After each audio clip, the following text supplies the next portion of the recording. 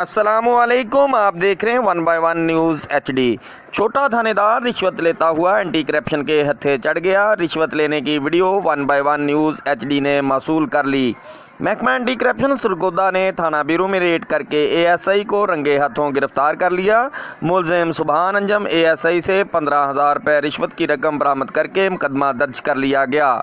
हुकूमत पंजाब के corruption free Punjab के विजन के मुताबिक और director general anti corruption Punjab जनाब गौहर नफीस की खुसूसी हदायत पर एंटी करप्शन सरगोदा ने खालिद मसूद की सरबराही में सरगोदा डिवीज़न में करप्ट माफिया के खिलाफ घेरा तंग किया हुआ है और रोज़ाना की बुनियाद पर डिवीज़न भर में करप्ट मुलजमान को रिश्वत लेते हुए रंगे हाथों गिरफ्तार किया जा रहा है।